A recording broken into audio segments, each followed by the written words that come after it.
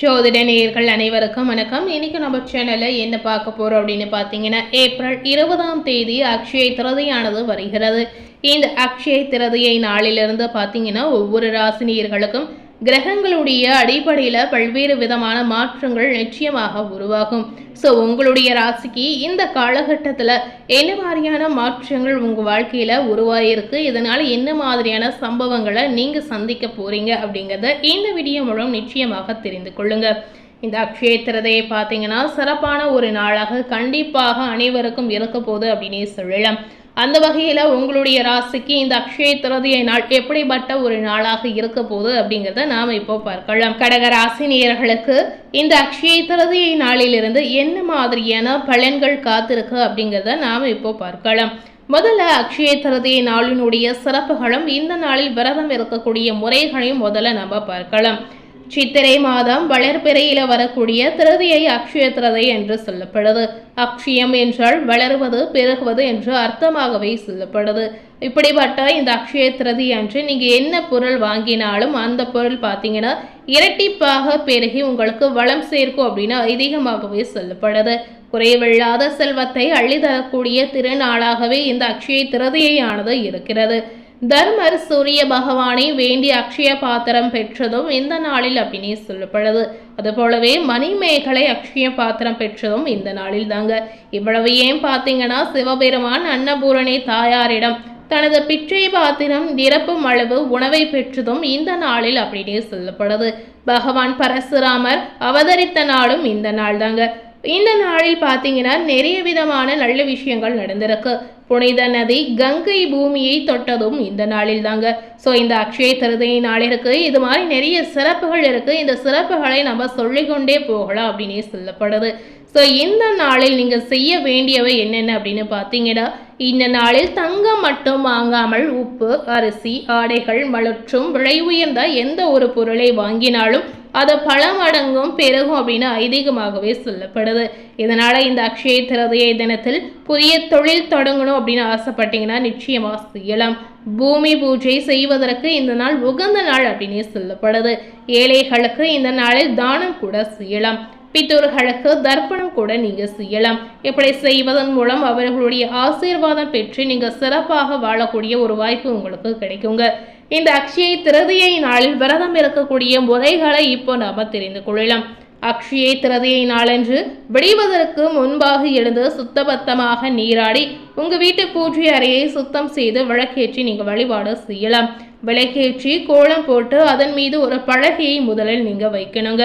அதன் பிறகு பார்த்தீங்கன்னா பலகையின் மீது மறுபடியும் நீங்க ஒரு கோலத்தை போடணுங்க. அதுல ஒரு சொம்பில் சந்தனம் குங்குமம் போட்டு இட்டு அதில் நீரை நிரப்பி அதன் மீது பெரிய தேங்காயை நீங்க வைக்கலாம். தேங்காயை வைத்த பிறகு மாவிளைகளை அதனை சுற்றி நீங்க கலசம் போல் தயார் செய்யலாங்க. இப்படி செய்த பிறகு அதாவது அந்த கலசத்தின் அருகில் மஞ்சள் பிள்ளையார் கண்டிப்பாக பிடித்து வைப்பது அவசியம் அப்படின்னு சொல்லப்படுது. அதன் அருகில் நீங்க புதிதாக வாங்கிய எந்த ஒரு பொருளாக இருந்தாலும் சரி, எந்த ஒரு தங்க நகைகளாக இருந்தாலும் சரி அதனை வைத்து பூ போட்டு பூஜை செய்யலாம். அதன் பிறகு அதற்கு கற்பூர தீபாராதனை காட்டி நீங்க வழிபாடு செய்யலாம். இப்படி செய்து வந்தீங்கன்னா வளமான செல்வம் நிச்சயமாக உங்களுக்கு பெருகும். இந்த அக்ஷய திருதியை நாளில் ஏழைகளுக்கு உங்களால் முடிந்தால் அன்னதானம் செய்யலாம். உணவு, வஸ்திரம் இந்த மாதிரி பொருட்களையும் நீங்க தானமாக கொடுக்கலாம். பசுவிற்கு கீரைகளை நீங்க கொடுக்கலாங்க.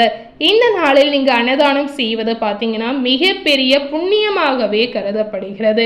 ஸோ உங்களால் முடிந்தால் ஒரு 2 பேருக்காவது நீங்க அன்னதானமாக ஏதாவது வாங்கி கொடுக்கலாம். இந்த அக்ஷய திருதியை தினத்தன்று வெண்ணிற பொருட்கள் விசேஷமாகவே சொல்லப்படுது. இதனால இந்த நாளில் வெண்ணிற மல்லிகைப்பூ, வெண்பட்டு ஆடை, வெண்ணிற பால் பாயாசம் இந்த மாதிரி பொருட்களை பயன்படுத்துதல் இன்னும் சிறப்பாகவே சொல்லப்படுது. இந்த அக்ஷய திருதியை நாளில் தங்கம் தான் வாங்க வேண்டும் என்று முதல்ல நீங்க நினைக்கவே கூடாதுங்க.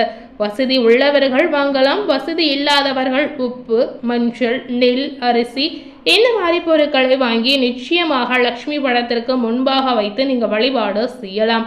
இந்த மாதிரி நீங்க செய்து வரும் பொழுது கண்டிப்பாக மகாலட்சுமியினுடைய அருள் உங்களுக்கு பரிபூரணமாக கிடைப்பதோடு கண்டிப்பாக மகாலட்சுமியுடைய சகல ஐஸ்வர்யமும் உங்களுக்கு கிடைப்பதற்கான ஒரு வாய்ப்பு நிச்சயமாகவே இருக்கிறது.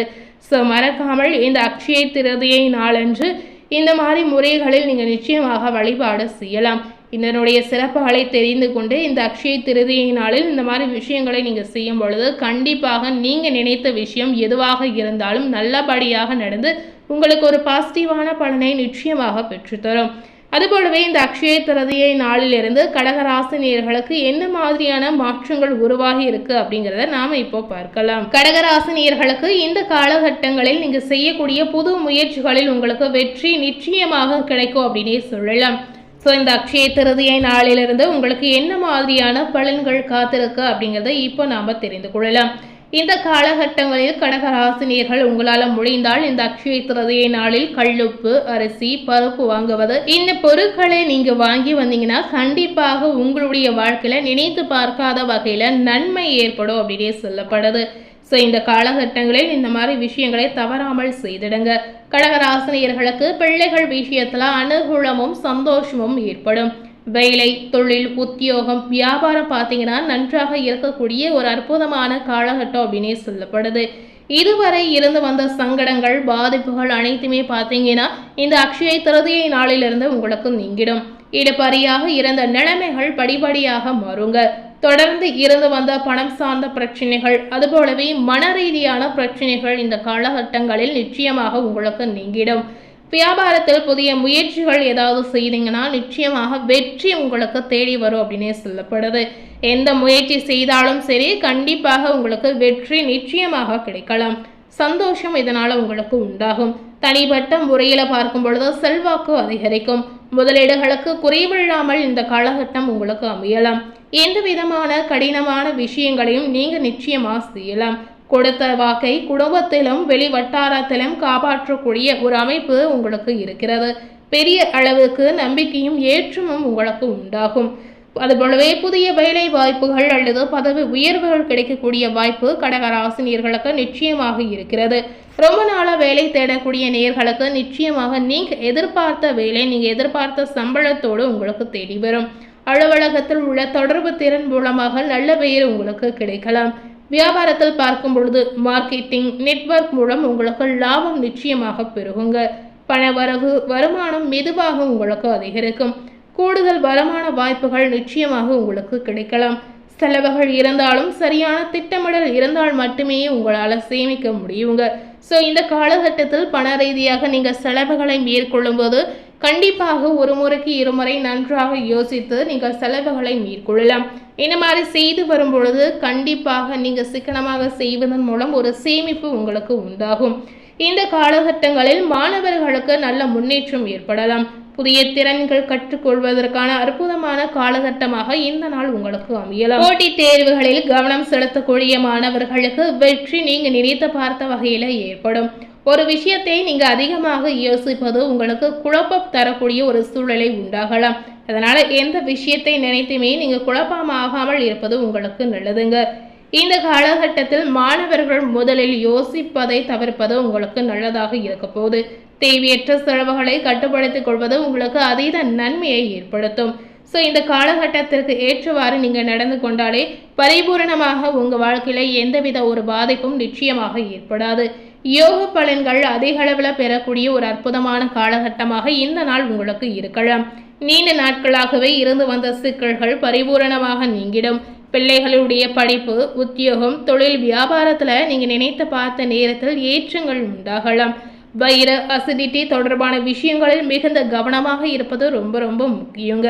கடகராசினியர்களுக்கு இந்த காலகட்டத்தில் பொதுவாகவே பார்க்கும் பொழுது நிறைய பாசிட்டிவான பலன்கள் நிச்சயமாக கிடைத்திருக்கு. இந்த காலகட்டத்தில் நீங்கள் எந்த மாதிரியான தெய்வ வழிபாடுகளை மேற்கொள்ளலாம் அப்படின்னு பார்த்தீங்கன்னா, துர்க்கை வழிபாடு, முருகர் வழிபாடு செய்து வரும் பொழுது நல்ல ஏற்றம் உங்கள் வாழ்க்கையில் உருவாகும்.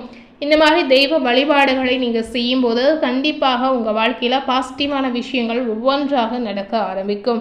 ஸோ கண்டிப்பாக இந்த காலகட்டத்தில் இந்த மாதிரி விஷயங்களை நிச்சயமாக நீங்கள் பின்பற்றலாம்.